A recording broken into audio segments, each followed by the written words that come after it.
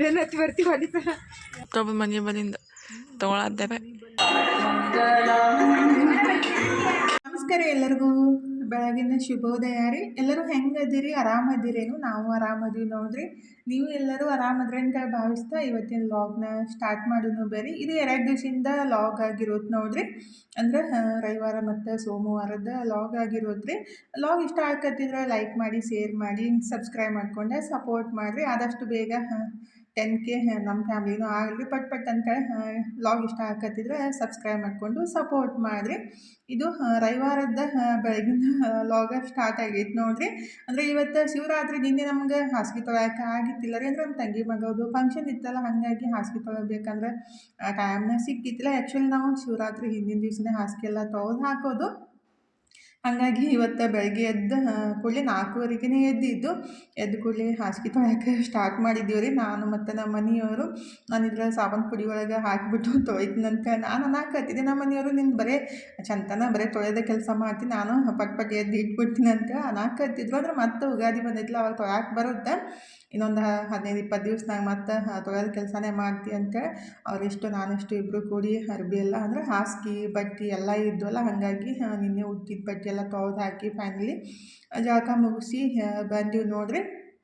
ಈಗಿದ್ರೆ ದೇವರ ಎಲ್ಲ ತಿಕ್ಕಿ ನಮ್ಮ ಮನೆಯವ್ರಿಗೆ ಕೊಡಾಕತ್ತಿದ್ರು. ನಮ್ಮ ಮನೆಯವರಿದ್ರೆ ದೇವರ ಎಲ್ಲ ಒರೆಸ್ಬಿಟ್ಟು ಪೂಜೆಗೆ ರೆಡಿ ಮಾಡ್ಕೊಳಕತ್ತಿದ್ರು. ನಾನಿದ್ರೆ ಈ ಕಡೆ ಹೂವು ಹರ್ಕೊಂಬರೋದು ಮತ್ತು ಇವತ್ತು ಹಾಸಿಗೆ ಎಲ್ಲ ತೊಳೆದು ಹಾಕಿದ್ದೀವಲ್ರಿ. ಹಾಗಾಗಿ ನಾನು ಯಾವಾಗಲೂ ಹಬ್ಬ ಇದ್ದಾಗ ಸ್ವಲ್ಪ ನೀರೊಳಗೆ ಗೋಮೂತ್ರ ಸ್ವಲ್ಪ ಅರಿಶಿನ ಪುಡಿನ ಹಾಕಿಬಿಟ್ಟು ಅರಿಶಿನ ಹಾಕಿಬಿಟ್ಟು ಈ ಥರ ಮನೆಯೆಲ್ಲ ಸಿಂಪಡಿಸ್ಬೇಕು ರೀ. ಅಂದ್ರೆ ಒಳ್ಳೇದಂತ ಹೇಳ್ತಾರೋ, ಅದು ನಮ್ಮ ಮನಸ್ಸಿಗೆ ಒಂಥರ ಏನೋ ಪಾಸಿಟಿವ್ ಫೀಲ್ ಕೊಡುತ್ತಾ ಅಂಥೇಳಿ ಈ ಥರ ಮಾಡೋದು ಎಲ್ಲ. ಮತ್ತು ಅದು ಶುದ್ಧಿ ಮಾಡ್ದಂಗೂ ಆಗುತ್ತಲ್ರಿ. ಹಾಗಾಗಿ ಗೋಮೂತ್ರ ಹಾಕಿಬಿಟ್ಟು ಮನೆಯೆಲ್ಲ ಸಿಂಪಡಿಸ್ಬಿಟ್ಟು ಈಗಿದ್ರೆ ಫೈನಲಿ ಪೂಜೆನೂ ಸ್ಟಾರ್ಟ್ ಮಾಡ್ಯಾರ ನೋಡ್ರಿ ನಮ್ಮ ಮನೆಯವ್ರು. ನನ್ನ ಮಗಳನ್ನು ಜಳಕ ಎಲ್ಲ ಮುಗಿಸಿ ಬಂದ್ಲು. ಆಕೆಗೆ ವೈಟ್ ಡ್ರೆಸ್ಸೇ ಇಲ್ಲತ್ತ ಮಮ್ಮಿ, 2 ವರ್ಷ ಆಯ್ತು ಇದನ್ನೇ ಹಾಕೊಳಕಂತೀನಿ ಅಂತ ಅನ್ನಕತ್ತಿದ್ಲು. ಆಯ್ತಮ್ಮ ತೊಗೊಳೋಣ, ಈಗ ಇದನ್ನೇ ಹಾಕು ಅಂತ ಅಂದ್ಬಿಟ್ಟು ಫೈನಲಿ ಪೂಜೆ ಎಲ್ಲ ಮುಗಿಸ್ಬಿಟ್ಟು ನಾನು ರೆಡಿ ಹಾಕಂತೀನಿ ನೋಡ್ರಿ ಗುಡಿಗೆ ಹೋಗೋಕೆ. ಇದು ಸೀರೆ ಉಟ್ಬಿಟ್ಟು ರೆಡಿ ಆಗಕತ್ತಿದೆ. ಸ್ವಲ್ಪ ನಿಲ್ಗೆ ಎಲ್ಲ ಸರಿ ಆಗಲ್ಲ. ಇದು ನಮ್ಮ ಮನೆಯವರಿದ್ರೆ ಹೆಲ್ಪ್ ಮಾಡಾಕತ್ತಿರು. ಏನೋ ಒಂಥರ ಖುಷಿ ಅಲ್ರಿ ಗಂಡನ ಕಡೆಯಿಂದ ಈ ಥರ ಸೇವೆ ಮಾಡಿಸ್ಕೊಳಕ್ಕೆ. ಎಲ್ಲ ಹೆಣ್ಮಕ್ಳಿಗೆ ಆಸೆ ಇದ್ದೇ ಇರುತ್ತೆ. ನಮ್ಮ ಮನೆಯವರು ಯಾವಾಗಲೇ ಈ ಥರ ಪ್ಲೇಟ್ಸ್ ಎಲ್ಲ ಸರಿ ಮಾಡ್ತಿರ್ತಾರೋ, ಏನೋ ಒಂಥರ ಖುಷಿ ಆಗ್ತಿರ್ತೈತೆ ನನಗೂ ಭೀ. ನನ್ನ ಮಗಳು ವಿಡಿಯೋ ಮಾಡಾಕತ್ತಿದ್ಲು. ಈಗ ಫೈನಲಿ ನಾನು ರೆಡಿ ಆಗಿಬಿಟ್ಟು ಎಲ್ಲರೂ ಮನು, ನಾನು, ತನು ಎಲ್ಲರೂ ರೆಡಿ ಆಗಿಬಿಟ್ಟು ಈಗಿದ್ರೆ ಗುಡಿಗೆ ಹೊಂಟೀವಿ ನೋಡ್ರಿ. ನಮ್ಮ ಮನೆಯಿಂದ ಹೋಗೋ ಮುಂದಾಗ ಅಲ್ಲಿ ಪತ್ರೆ ಗಿಡ ಐತ್ರಿ. ಹೊರಗಡೆಯಿಂದ ತೊಗೊಂಡ್ಬಿಟ್ರೆ ಎಲ್ಲ 3 ಡಾವ್ದು ಫ್ರೀ ಕೊಡಂಗೆ ಇಲ್ಲ, ಎಲ್ಲ 1-2 ಈ ಥರ ಇರ್ತಾವೆ. ಹಾಗಾಗಿ ಇಲ್ಲೇ ಸ್ವಲ್ಪ ಒಂದು ಪತ್ರೆ ಹರ್ಕೊಂಡ್ಬಿಟ್ಟು ಗುಡಿಗೆ ಬಂದೀವಿ ರೀ. ಇಲ್ಲಂತೂ ಸಿಕ್ಕಾಪಟ್ಟೆ ರಶ್ ಇತ್ತು. ನನ್ನ ಮಗಳಿದ್ರೆ ಮನೆ ಮುಂದಿನ ಪತ್ರೆ ಹರ್ಕೊತೀರಿ ಅಂತ ಅನ್ನಕತ್ತಿದ್ಲು. ಅಂದರೆ ಯಾವಾಗಾರ ಹರ್ಕೊಂಡು ಹೋಗ್ತೀವಿ, ಅವ್ರೇನು ಅನ್ನಂಗಿಲ್ಲ. ರೋಡಿಗೆ ಹಚ್ಚಾರು, ಹಾಗಾಗಿ ಹರ್ಕೊಂಡು ಫೈನಲಿ ಗುಡಿಗೆ ಬಂದು ಪಾಳ್ಯಕ್ಕೆ ಹಚ್ಬೇಕಂದ್ರೆ ಸಿಕ್ಕಾಪಟ್ಟೆ ಪಾಳ್ಯ ಇತ್ತು. ಅಂತೂ ಲಿಂಗದ ಗುಡಿ ಒಳಗೆ ಜಾಸ್ತಿ ಪಾಳ್ಯ ಇರುತ್ತೆ. ಒಂದು 2 ತಾಸು ಅಂತೂ ನಿಂದ್ರಬೇಕು. ಇಲ್ಲಿ ಬಿಜಾಪುರದಾಗ ಶಂಕರಲಿಂಗನ ಗುಡಿಗೆ ಮತ್ತು ಇಲ್ಲಿ ಲಿಂಗದ ಗುಡಿಗೆ ಮತ್ತು ಶಿವಗಿರಿ ಒಳಗಂತೂ ಫುಲ್ ರಶ್ ಇರೋದು ರೀ. ಹಂಗಾಗಿ ದೂರಿಂದ ನಮಸ್ಕಾರ ಮಾಡಿ ಬಂದುಬಿಟ್ರೆ ಬೆಸ್ಟ್ ಅನಿಸುತ್ತೆ. ಆದರೆ ಪಾಳ್ಯ ಹಚ್ಚಿ ಬರೋದಾದ್ರೆ ಒಳಗೆ ಹೋಗ್ಬೋದು. ನಾನಿದ್ರೆ ದೂರಿಂದ ನಮಸ್ಕಾರ ಮಾಡಿ ಹೋಗೋಣಂತ ಅನ್ನಕತ್ತಿದ್ದೆ. ಅಂದ್ರೆ ನಾನು ಮತ್ತು ನಾನು ಇಬ್ಬರೇ ಆದರೆ ಒಳಗಡೆ ಹೋಗಿ ನಮಸ್ಕಾರ ಮಾಡ್ಕೊಂಡು ಬರ್ತೀವಿ. ಯಾಕಂದ್ರೆ ಗುಡಿಯವರು ಬಂದು ನಮಸ್ಕಾರ ಮಾಡಿಕೊಂಡು ಹೋಗ್ರಿ ಅಂತಾರೆ ಒಳಗಡೆಯಿಂದ ರೀ. ಆದರೆ ಸುಮ್ಮನೆ ಮತ್ತೊಬ್ಬರಿಗೆ ಯಾಕೆ ತೊಂದರೆ ಕೊಡೋದು. ಜಾಸ್ತಿ ಜನನೂ ಇದ್ದೀವಲ್ಲ, ಎಲ್ಲರೂ ನಮ್ಮ ತಂಗಿ ಮತ್ತು ನಾವು ಎಲ್ಲರೂ ಕೂಡನೇ ಒಂದು 8-10 ಜನ ಇದ್ವಿ. ಹಾಗಾಗಿ ದೂರಿಂದ ನಮಸ್ಕಾರ ಮಾಡಿ ಹೋದ್ರೈತಂತ ನಾನು ಅನ್ನಕತ್ತಿದ್ದೆ. ನಮ್ಮ ಮನೆಯವರು ಮತ್ತು ಎಲ್ಲರೂ ಮೊದಲೇ ಬಂದಿದ್ರು ಸ್ವಲ್ಪ ಜನ, ಅವರು ಪಾಳೆ ಹಚ್ಚಿದ್ರು.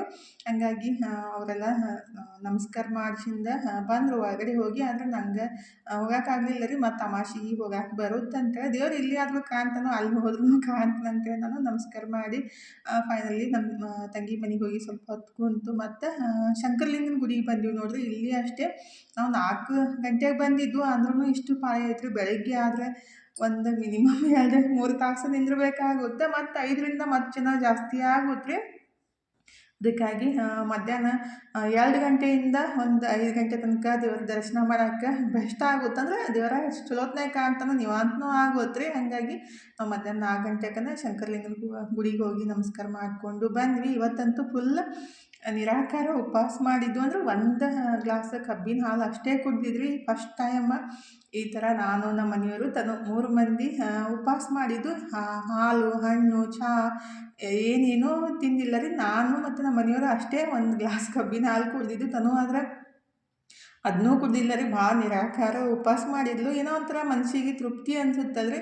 ಎಲ್ಲ ತಿಂದ್ಕೊಂಡು ಮುಂಜಾನೆ ಸಾಬೂದಾನಿ ತಿಂದ್ಕೊಂಡು ಆ ಥರ ಉಪವಾಸ ಮಾಡ್ತಾಯಿದ್ರೆ ಮಾಡೋಕೆ ಹೋಗಬಾರ್ದು ಅಂತೇಳಿ ತನೂ ಹೇಳಿದ್ಲು. ಹಾಗಾಗಿ ಈ ಸಲ ಉಪವಾಸ ಈ ಥರ ನಮ್ಮದು ಶಿವರಾತ್ರಿ ಇತ್ತು ನೋಡಿರಿ. ಹಾಗಾಗಿ ನಾನು ಜಾಸ್ತಿ ವಿಡಿಯೋನು ಮಾಡೋಕೆ ಹೋಗಿದ್ದಿಲ್ಲ. ಯಾಕಂದ್ರೆ ನಿನ್ನೆ ಗ್ಯಾಸ್ ಸ್ಟೋನೇ ಹಚ್ಚಿಲ್ಲ ರೀ. ಮನು ಇದ್ರೆ ನಿನ್ನೆದು ಅಡುಗೆ ಇವತ್ತು ಊಟ ಮಾಡಿದ್ದು. ಅವನು ಗುಡಿಗೆ ಹೋದಾಗಲ್ಲಿ ಸಾಬೂದಾನಿ ನಾಷ್ಟ ಅಂದ್ರೆ ಪ್ರಸಾದ ತೊಗೊಂಡಿತ್ತು. ಹಾಗಾಗಿ ಮಧ್ಯಾಹ್ನ ಅಷ್ಟೇ ಊಟ ಮಾಡಿದ್ದು. ಸಂಜೆಗೆ ಅವನು ಊಟ ಮಾಡಲೇ ಇಲ್ಲ. ಹಾಗಾಗಿ ನಿನ್ನೆ ಗ್ಯಾಸ್ ಸ್ಟೋನೇ ಹಚ್ಚಿಲ್ಲ. ಹಾಗಾಗಿ ನಾನು ವಿಡಿಯೋನು ಜಾಸ್ತಿ ಮಾಡೋಕೆ ಹೋಗಿಲ್ಲ ರೀ. ಫುಲ್ ದೇವ್ರ ನಾಮ ಜಪ ಮಾಡೋದು ಮತ್ತು ರೆಸ್ಟ್ ಮಾಡೋದು ಅಷ್ಟೇ ಮಾಡಿದ್ದು. ಗುಡಿಗೆ ಹೋಗಿ ನಮಸ್ಕಾರ ಮಾಡ್ಕೊಂಡು ಬರೋದು. ಹಾಗಾಗಿ ನೆಕ್ಸ್ಟ್ ಡೇ ಏನಿತ್ತಲ್ಲ, ಬೆಳಗ್ಗೆ ನಾನು 4 ಗಂಟೆಗೆ ಎದ್ದುಬಿಟ್ಟು, ಅಂದರೆ ನಾವು 12 ಗಂಟೆಗೆ ಮನ್ಕೊಂಡಿದ್ದು, ಬೆಳಗ್ಗೆ 4 ಗಂಟೆಗೆ ಎದ್ದಿದ್ದು. ಆ್ಯಕ್ಚುಲಿ ಮನ್ಕೋಬಾರ್ದಂತಿತ್ತು, ಜಾಗರಣೆ ಮಾಡ್ಬೇಕಂತೇಳಿ. ಆದರೆ ಜಾಗರಣೆ ಮಾಡೋಕ್ಕೆ ಆಗಲಿಲ್ಲ, ಜಾಸ್ತಿ ನಿದ್ದೆ ಬರೋಕ್ಕೆ ಸ್ಟಾರ್ಟ್ ಆಗ್ಬಿಡ್ತು. ಹಾಗಾಗಿ 12 ಗಂಟೆಗೆ ಮನ್ಕೊಂಡ್ಬಿಟ್ಟಿವಿ ರೀ. ಬೆಳಗ್ಗೆ 4 ಗಂಟೆಗೆ ಎದ್ದುಬಿಟ್ಟು ಈಗ ಪೂಜೆ ಸ್ಟಾರ್ಟ್ ಮಾಡಿದ್ದೀವಿ ನೋಡಿರಿ. 4 ಗಂಟೆಗೆ ಎದ್ದು ದಿನನಿತ್ಯದ ಕರ್ಮಗಳೆಲ್ಲ ಮುಗಿಸ್ಕೊಂಡ್ಬಿಟ್ಟು ಮನೆ ಕ್ಲೀನ್ ಮಾಡಿ ಜಳಕ ಎಲ್ಲ ಮುಗಿಸಿ ಈಗ ಪೂಜೆನ ಸ್ಟಾರ್ಟ್ ಮಾಡಿದ್ದೀನಿ ರೀ. ಫಸ್ಟಿಗೆಲ್ಲ ಕ್ಲೀನ್ ಮಾಡಿಕೊಂಡು ಇವಾಗ ಟೈಮ್ 5 ಗಂಟೆ ಆಗಿ ಒಂದು 10-20 ನಿಮಿಷ ಆಗಿರ್ಬೇಕು ರೀ. ಎಲ್ಲ ಪೂಜೆ ಜಳಕ ಸ್ಟಾರ್ಟ್ ಅಂದರೆ ಜಳಕ ಎಲ್ಲ ಮುಗಿಸಿದ್ಮೇಲೆ ಹೂವು ಹರ್ಕೊಂಬರೋಣ ಅಂತೇಳಿ ಹೊರಗಡೆ ಬಂದಿದ್ದೆ ನೋಡಿರಿ. ಸ್ವಲ್ಪ ಕತ್ಲೆ ಇದ್ದಾಗ ಭಯ ಆಗ್ತಿರ್ತೈತಿ. ನಮ್ಮ ಮನೆಯವರು ಬಂದು ನಿಂತಿರ್ತಾರೆ ಬಾಗಿಲ ಹತ್ರ. ಹಾಗಾಗಿ ಸ್ವಲ್ಪ ಧೈರ್ಯನೂ ಇರುತ್ತೆ.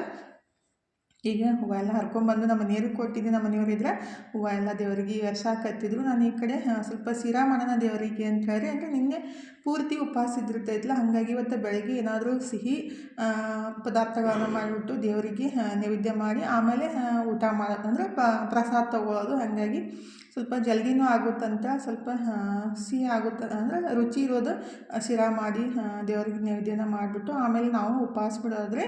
ಹಾಗಾಗಿ ನಮ್ಮ ಕೆಲಸ ಏನೈತಲ್ಲ, ಪೂಜೆದ ಕೆಲಸ ಎಲ್ಲ 6 ಗಂಟೆ ತನಕ ಎಲ್ಲ ಪೂಜೆ ಎಲ್ಲ ಕಂಪ್ಲೀಟ್ ಆಗಿಬಿಟ್ಟು ನೀವಂತ ಅನ್ಸಾಕತ್ತೈತಿ ನೋಡಿರಿ. ಇವತ್ತಂತೂ ಭಾಳ ಅಂದ್ರೆ ಭಾಳ ಫ್ರೆಶ್ ಅನ್ಸಾಕತ್ತೈತಿ. ಈ ಸಲ ಶಿವರಾತ್ರಿ ರೀ. ಏನಾರ ತಿಂದುಬಿಟ್ರೆ ಫುಲ್ ನಂಗೆ ಒಂಥರ ಪಿತ್ತ ಆದಂಗೆ ಆಗ್ತಿರ್ತೈತಿ. ಅಂದ್ರೆ ಬಾಳೆಹಣ್ಣು ಆ ಥರ ಬರೀ ನೀರು ಕುಡಿದ್ರೆ ಉಪವಾಸ ಮಾಡೋದಂದ್ರೆ ಬೆಸ್ಟ್ ಅನ್ಸುತ್ತಂತ ಫಸ್ಟ್ ಟೈಮ್ ನನಗೆ ಅದು ಅನುಭವ ಆಗಿದ್ದು. ಹಾಗಾಗಿ ಹೇಳಾಕತ್ತಿದ್ದು. ನಿಮ್ಮ ಶಿವರಾತ್ರಿ ಹೆಂಗಿತ್ತಂತೇಳಿ, ನೀವು ಯಾವ ಥರ ಆಚರಣೆ ಮಾಡಿರಿ ಅಂತೇಳಿ ಕಮೆಂಟ್ ಬಾಕ್ಸ್ ಒಳಗೆ ಹೇಳೋದು ಮರೆಯೋಕೆ ಹೋಗಬೇಡ್ರಿ. ಈಗ ಫಸ್ಟಿಗೆ ನೈವೇದ್ಯ ಎಲ್ಲ ಮುಗಿಸ್ಬಿಟ್ಟು ಆಮೇಲೆ ಸ್ವಲ್ಪ ನಮ್ಮ ಮನೆಯವ್ರಿಗೆ ಸಿಹಿ ತಿನ್ನಿಸ್ಬಿಟ್ಟು ನಾನು ಸಿಹಿ ತಿಂದು, ಅಂದರೆ ಶಿರಾ ತಿಂದ್ಬಿಟ್ಟು ಉಪವಾಸ ಬಿಟ್ಟು ನೋಡಿರಿ. ನನ್ನ ಮಗಳು ನಿನ್ನೆ ರಾತ್ರಿನೇ ಏನಂತಾರೆ ಖಜೂರಿನ ಹಾಲೊಳಗೆ ನೆನೆಸಿಟ್ಟಿದ್ಲು. ಅದನ್ನು ಸ್ವಲ್ಪ ತಿನ್ಕೊಂಡ್ಬಿಟ್ಟು ಇವಾಗ ಟೈಮ್ 8 ಗಂಟೆ ಆಗೈತೆ ನೋಡಿರಿ. ತನು ಎಲ್ಲರೂ ಎದ್ದು ಜಳಕ ಮುಗಿಸಿದ್ರು. ಹೀಗಿದ್ರೆ ನಾನು ಸ್ವಲ್ಪ ಅವಲಕ್ಕಿ ಮಾಡಾಕಂತಿದ್ದೆ ನೋಡಿರಿ. ಅಂದರೆ ನಾಷ್ಟಕ್ಕೆ ತನಗಿದ್ರೆ ಅವಲಕ್ಕಿ ಬೇಡ ಅಂತ ಶಾವಿಗೆ ಉಪ್ಪಿಟ್ಟು ಬೇಕಂತ ಹಿಂಗೆ ಮಾಡ್ತಾಳು. ಏನಾದರೂ ಒಂದು ಕಿರಿಕ್ ಮಾಡ್ಕೊಂಡೆ ಕುಂತು ಬಿಡೋದ್ರಿ. ಈಗ ಅವಲಕ್ಕಿ ಮಾಡಿದ್ದೆ ಅಂತ ಅಂದ್ಕೊಳ್ಳಿ. ನಾವು 3 ಮಂದಿ ಅವಲಕ್ಕಿ ತಿಂದು ತನಗಿದ್ರೆ ಶಾವಿಗೆ ಉಪ್ಪಿಟ್ಟು ರೆಡಿ ಮಾಡಿ ಕೊಟ್ರೆ ಆಯಿತು ಅಂಥೇಳಿ ಎಲ್ಲನೂ ಶಾವಿಗೆ ಉಪ್ಪಿಟ್ಟು ಅಂದರೆ ಆಮೇಲೆ ನಾವು ನಾಷ್ಟ ಮುಗಿಸ್ಬಿಟ್ಟು ಆಮೇಲೆ ಮಾಡಿಕೊಟ್ರೆ ಆಯಿತು. ಇನ್ನು ತನೋ ಜಾಗಕ್ಕೆ ಹೋಗಿದ್ಲು, ಬಂದ ಕೂಡಲೇ ಮಾಡೋಕೆ ಬರುತ್ತೆ ಅಂಥೇಳಿ ಎಲ್ಲ ರೆಡಿ ಮಾಡಿ ಮತ್ತು ತನಗೆ ಶಾವಿಗೆ ಉಪ್ಪಿಟ್ಟು ಮಾಡಿಕೊಟ್ರು ಶಟ್ಕೊಂಡ್ಬಿಟ್ಟು ತಿಲ್ಲಿಲ್ಲ. ಮತ್ತು ನನ್ನ ತಂಗಿ ಮನೆ ಕಡೆ ಬಂದಿದ್ವಿ, ಅಂದರೆ ನಮ್ಮ ಸಾಂಗ್ಲಿಗೆ ಊರಿಗೆ ಹೊಂಟಿದ್ಲು. ಹಂಗಾಗಿ ಆ್ಯಕ್ಚುಲಿ ನಿನ್ನೆ ಹೋಗೋಕ್ಕಿದ್ಲು, ಒಂದು ದಿವಸ ಬಿಟ್ಟು ಹೋಗ್ಕತ್ತೆ ಅನ್ನೋ ನಿಂತಿದ್ಲು ರೀ. ಇವತ್ತು ಬೆಳಗ್ಗೆ ಇಲ್ಲಿಂದ ಬಿಟ್ಟರೆ ಅಲ್ಲಿ ಹೋಗೋದಕ್ಕೆ ಸಂಜೆನೇ ಆಗ್ಬಿಡುತ್ತೆ. ಅಂದರೆ ಒಂದು 4-5 ತಾಸು ಬೇಕಾಗುತ್ತಲ್ಲ ರೀ ಬಸ್ ಒಳಗೆ ಜರ್ನಿ. 200 ಕಿಲೋಮೀಟ್ರ್ ಆಗ್ಬೋದು. ತನು ಇದ್ರೆ ನಾನು ಸ್ವಲ್ಪ ಏನಂತಾರೆ ಸೀಟಿದು ಏನೋ ಫಾರ್ಮ್ ತೊಗೊಂಬರ್ತೀನಿ ಅಂತ ಅನ್ನಾಕತ್ತಿದ್ಲು. ಹೋಗಕತ್ತೀನಿ ನಿಂದ್ರಮ್ಮ ಅಂತಂದ್ರೂ ಕೇಳಿಲ್ಲ, ಹೋದ್ಲು. ಹಾಗಾಗಿ ನಾನು ಸ್ವಲ್ಪ ಹೊತ್ತು ನಿಂತುಬಿಟ್ಟು ನಮ್ಮ ತಂಗಿಗೆ ಕಳಿಸಿ ಹೋದ್ರಾಯ್ತಂತ ನಿಂತಿದ್ದೆ. ತನು ಇದ್ರೆ ಅವ್ರ ಫ್ರೆಂಡ್ ಮನೆಗೆ ಹೋಗಿ ಬರೋದು ಲೇಟ್ ಆಯಿತು. ಮತ್ತು ಅಲ್ಲೇ ಊಟ ಎಲ್ಲ ಮುಗಿಸ್ಕೊಂಡು ಹೋಗಕತ್ರಂತಂದ್ರೆ ಮಮ್ಮಿ. ಹಾಗಾಗಿ 2:30-3 ಗಂಟೆ ಆಗಿತ್ತು. ಅಂದ ಊಟನೂ ಎಲ್ಲ ಮುಗಿಸ್ಬಿಟ್ಟು, ಅಂದರೆ ಸ್ವಲ್ಪ ಇತ್ತು, ಸ್ವಲ್ಪ ಅನ್ನ ಸಾರದು ಮಾಡಿದರು, ಪಲ್ಯ ಮತ್ತು ಹಿಂಡಿ ಎಲ್ಲ ಸಜ್ಜಿ ರೊಟ್ಟಿ ಊಟ ಎಲ್ಲ ಮುಗಿಸ್ಬಿಟ್ಟು ಫೈನಲಿ ನಮ್ಮ ಮನೆಗೆ ಒಂದು 5 ಗಂಟೆ ಆಗಿತ್ತು. ಮನೆಗೆ ಬಂದುಬಿಟ್ಟು, ಅಂದರೆ ನಮ್ಮ ಮನೆಯವರು ಕೆಲ್ಸಕ್ಕೆ ಹೋಗಿದ್ರು, ಬರಾಮದಾಗ ಕರ್ಕೊಂಡು ಬಂದರು. ಲೇಟ್ ಆಗಿಬಿಟ್ಟಿತ್ತು. ಬಂದು ದೇವ್ರ ಮುಂದೆ ದೀಪ ಹಚ್ಬಿಟ್ಟು ಈಗಿದ್ರೆ ನಾನು ನಾಳೆ ಇಡ್ಲಿ ಮಾಡೋಣ ಅಂಥೇಳಿ ರವಾನ ನೆನ್ಸಕ್ಕೆ ಹಾಕಾಕಂತೀನಿ ನೋಡಿರಿ. ಹೆಣ್ಮಕ್ಳಿಗಂತೂ ನಾಳೆಗೆ ಏನು ಮಾಡ್ಬೇಕಂದು ಇವತ್ತು ಚಿಂತೆ ಸ್ಟಾರ್ಟ್ ಆಗಿರ್ತೈತಿ. ನಮ್ಮ ಮನೆಯವ್ರಿದ್ರೆ ಏನು ಮಾಡಾಕತ್ತಿ ಅಂತ ಹೇಳಾಕತ್ತಿದ್ರು. ನಾಳೆ ನಾಷ್ಟಕ್ಕೆ ಏನಾರು ಮಾಡಬೇಕಲ್ಲ, ಅದು ಬೇಡ ಇದು ಬೇಡ ಅಂತಾರೆ. ಇಡ್ಲಿ ದೋಸೆ ಮಾಡಿಬಿಟ್ರೆ ಟೆನ್ಷನ್ ಇರೋಂಗಿಲ್ಲ ಅಂತ ನಾನು ಇಡ್ಲಿಗೆ ನೆನ್ಸಕ್ಕೆ ಹಾಕಾಕಂತೀನಿ ನೋಡ್ರಿ. ಅಂದ್ರೆ ರವಾನ ತೊಳೆದು ಒಂದು 2 ತಾಸು, ಈಗ 6:30 ಆಗಿತ್ತು. ಒಂದು 2:30 8 ಗಂಟೆ ತನಕ 2 ತಾಸು ಆಗುತ್ತೆ. ಆಮೇಲೆ ಉದ್ದಿನಬೇಳೆ ನೆನೆಸಿಟ್ರೆ ಆಯಿತು. 2 ತಾಸ್ನಾಗ ಅವು ನಿಂತಾವಲ್ರಿ, ರುಬ್ಬಿಟ್ಟು ಮಿಕ್ಸ್ ಮಾಡಿಬಿಟ್ರಾಯ್ತು. ಇಡ್ಲಿ ಮಾಡೋಕ್ಕಾಗುತ್ತಂತ ಉದ್ದಿನಬೇಳೆ ಮತ್ತು ಅಕ್ಕಿ ರವೆ ನೆನೆಸ್ಬಿಟ್ಟು ಇಟ್ಟಿದ್ದೀನಿ ರೀ. ಇನ್ನು ಸಂಜೆಗೆ ಅಡುಗೆ ಮಾಡಬೇಕು. ಎಲ್ಲರೂ ಹೊರಗಡೆ ಹೋಗಿ ಬಂದ ತಕ್ಷಣ ಅಡುಗೆ ಮಾಡೋಕ್ಕನ ಒಲ್ಲ ಅನ್ಸುತ್ತೆ, ಆದ್ರೂ ಮಾಡಲೇಬೇಕಾದ್ರೆ. ಈಗಿದ್ರೆ ನಾನು ಬದ್ನಿಕಾಯಿ ಭರ್ತಾ ಮತ್ತು ಚಪಾತಿ ಮಾಡೋಣಂತ ರೆಡಿ ಮಾಡ್ಕೊಳಕ್ಕಂತೀನಿ ನೋಡ್ರಿ. ಬದ್ನಿಕಾಯಿ ಏನಿಲ್ಲ ಚಲೋತ್ನಾಗೆ ಅದನ್ನ ಸುಟ್ಟು ಭರ್ತಾ ಮಾಡಿಬಿಟ್ರೆ ಭಾಳ ಮಸ್ತ್ ಆಗುತ್ತೆ. ಆ್ಯಕ್ಚುಲಿ ನಮ್ಮ ಮನೆಯವ್ರಿಗೆ ಪಲ್ಯ ಇಷ್ಟ ಆಗುತ್ತೆ, ಮನುಗಿದ್ರೆ ಭರ್ತಾ ಇಷ್ಟ ಆಗುತ್ತೆ. ಮನು ಕೇಳಿದೆ ಭರ್ತಾನೇ ಮಾಡಿರಿ ಮಮ್ಮಿ ಅಂತ ಅಂದ್ಕೊಳ್ಳೆ ನಾನು ಭರ್ತಾನ ಮಾಡಾಕಂತೀನಿ ನೋಡ್ರಿ. ಒಂದು 2-3 ಬದ್ನಿಕಾಯಿ ತೊಗೊಂಡ್ಬಿಟ್ಟು ಅದಕ್ಕೆ ಸ್ವಲ್ಪ ಎಣ್ಣೆನ ಈ ಥರ ಹಚ್ಚಿ ಆಮೇಲೆ ಗ್ಯಾಸ್ ಸ್ಟವ್ ಮೇಲೆ ಚಲೋತ್ನಾಗೆ ಸುಟ್ಕೋಬೇಕು. ಸ್ವಲ್ಪ ಜಾಸ್ತಿ ಟೈಮ್ನೂ ಬೇಕಾಗುತ್ತೆ ರೀ. ಆ್ಯಕ್ಚುಲಿ ಏನೈತಲ್ಲ, ಅದು ಈ ಥರ ಗ್ಯಾಸ್ ಮೇಲೆ ಸುಡೋಕ್ಕಿಂತ ಕೆಂಡ ಇರುತ್ತಲ್ಲ, ಕೆಂಡ ಮೇಲೆ ಸುಟ್ಬಿಟ್ರೆ ಸಖತ್ತಾಗಿರುತ್ತೆ ಮತ್ತು ಸಪ್ಪಿನೂ ನೀಟಾಗೇ ಬರುತ್ತೆ ರೀ. ಆದರೆ ಗ್ಯಾಸ್ ಮೇಲೆ ಸುಟ್ಟಾಗೇನಿತ್ತಲ್ಲ ಸಪ್ಪಿ ಸ್ವಲ್ಪ ಏನಂತಾರೆ ಸರಿಯಾಗಿ ತೆಗ್ಯಾಕೆ ಬರೋಂಗಿಲ್ಲ. ಆದರೆ ಆ ಥರ ಕೆಂಡ ಮಾಡಿ ಸುಡೋದು ಜಾಗನೂ ಇಲ್ಲ ಮತ್ತು ಸಮಯನೂ ಜಾಸ್ತಿ ಬೇಕಾಗುತ್ತಲ್ಲ.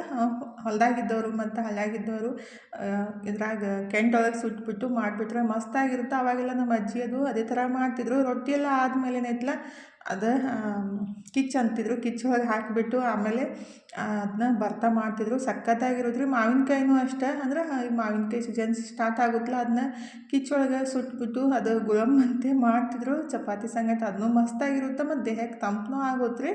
ಇನ್ನು ಮಾವಿನಕಾಯಿ ಸೀಸನ್ ಬದಲ ಒಂದ್ಸಲ ಖಂಡಿತ ಆ ರೆಸಿಪಿನ ನಿಮ್ಮ ಸಂಗಟ ಶೇರ್ ಮಾಡ್ಕೊತೀನಿ. ಈ ಕಡೆ ಬದ್ನಿಕಾಯಿನ ಸುಡಾಕಿ ಇಟ್ಬಿಟ್ಟು ನಾನು ಹಿಟ್ಟು ಕಲ್ಸಾಕಂತೀನಿ ನೋಡ್ರಿ. ಸ್ವಲ್ಪ ಮಾಡಾಕತ್ತಿದ್ದು, ನನಗೂ ಜಾಸ್ತಿ ಏನು ಹಸು ಇದ್ದಿತ್ತಿಲ್ಲ. ಚಪಾತಿ ನಾಯಿಗೂ ಬೇಕಾಗಿದ್ದ, ಹಾಗಾಗಿ ಸ್ವಲ್ಪ ಮಾಡಿಬಿಟ್ರೆ ಆಯಿತು.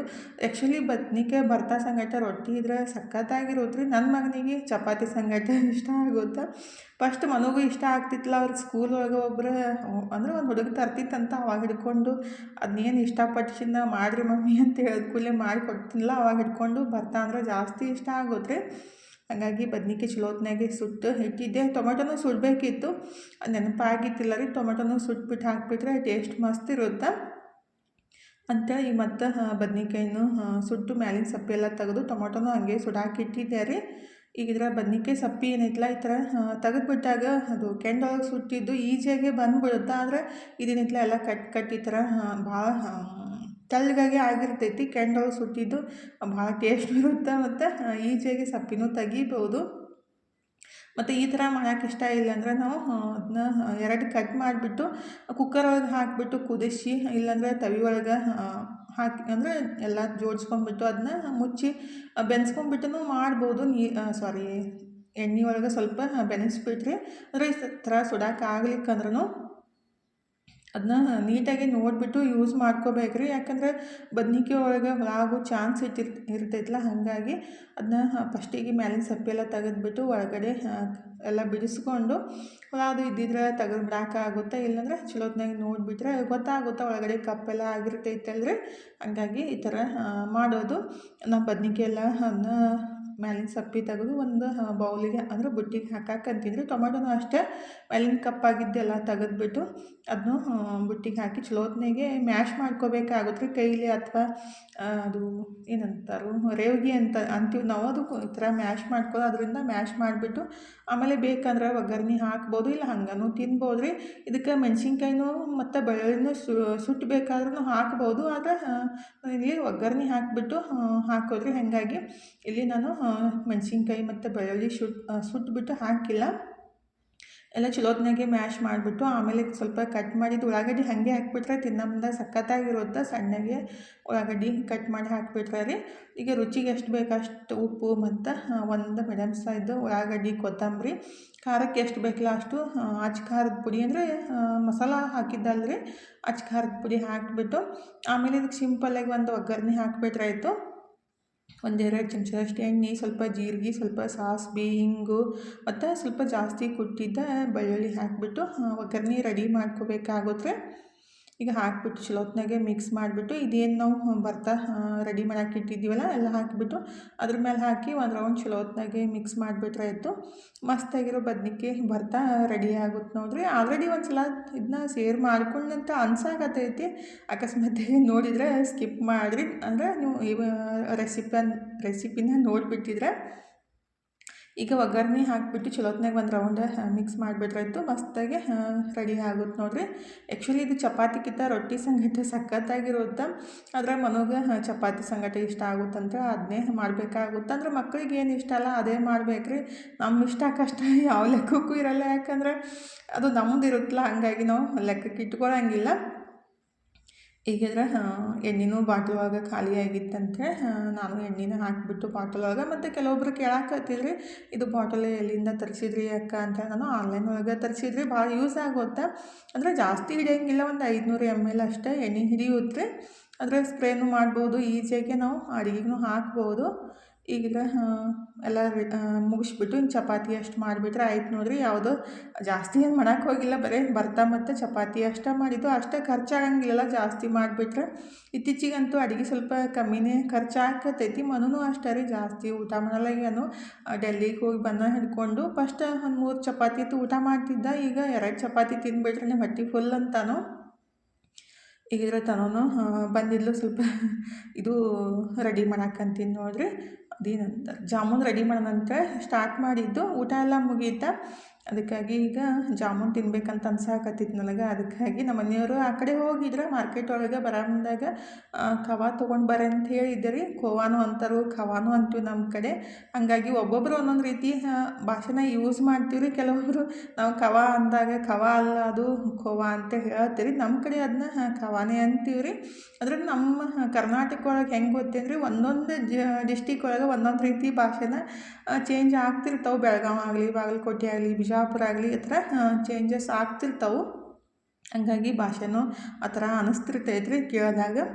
ಈಗಿದ್ರೆ ನಾನಿಲ್ಲಿ ಒಂದು 1/4 kg ಖೋವಾನ ಅಂದರೆ ಖವಾನ ತೊಗೊಂಡಿದ್ದು. ಫಸ್ಟಿಗೆ ಈ ಕಡೆ 1 ಗ್ಲಾಸಷ್ಟು ಸಕ್ಕರೆ, 1 ಗ್ಲಾಸ್ ಮೇಲೆ 1/4 ಗ್ಲಾಸಷ್ಟು ನೀರು ಹಾಕಿಬಿಟ್ಟು ಏಲಕ್ಕಿ ಹಾಕಿ ಕುದಿಸಾಕ ಇಟ್ಟಿದ್ದೀನಿ ಪಾಕ ರೆಡಿ ಮಾಡೋಕ್ಕೆ.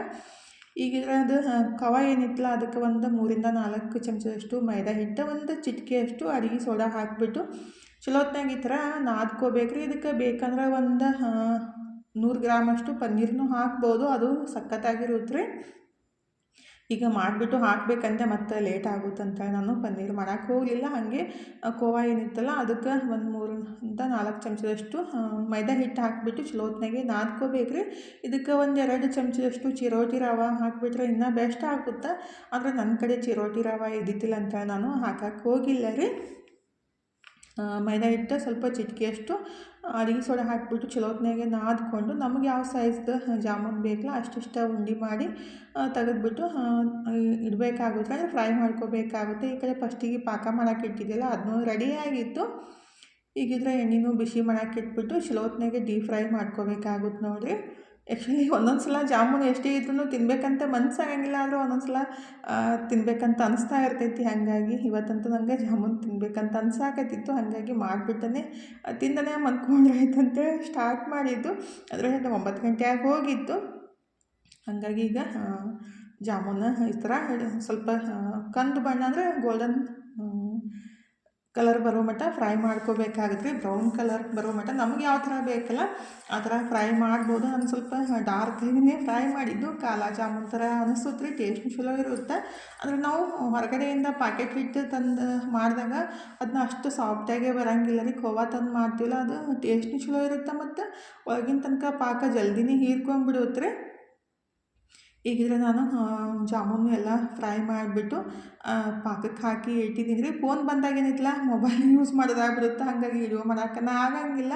ಒಂದೇ ಫೋನ್ ಒಳಗೆ ವಿಡಿಯೋನೂ ಮಾಡೋದು, ಎಡಿಟಿಂಗ್ನೂ ಮಾಡೋದು, ಮತ್ತು ಮಾತಾಡೋಕ್ಕೂ ಅದನ್ನೇ ಯೂಸ್ ಮಾಡೋದಾಗುತ್ತೆ. ನಾವು ವಿಡಿಯೋ ಮಾಡೋ ಮುಂದಾಗ ಕಾಲ್ ಬಂದಾಗ ಆ ಥರ ಆಗಿಬಿಡುತ್ತೆ ರೀ. ಅದನ್ನ ಕಾಲ್ ಅಂದರೆ ಫೋನ್ ಮುಗಿಯೋ ಮಟ್ಟ ಮಾತಾಡೋದು, ಅದನ್ನ ವೇಟ್ ಮಾಡೋದಾಗುತ್ತೆ. ಹಾಗಾಗಿ ನಾನು ಹಂಗೆ ಮಾತಾಡ್ಕೊತನ ಫ್ರೈ ಮಾಡಿಬಿಟ್ಟು ಪಾಕಕ್ಕೆ ಹಾಕಿ ಇಟ್ಟಿದ್ದೀನಿ ರೀ.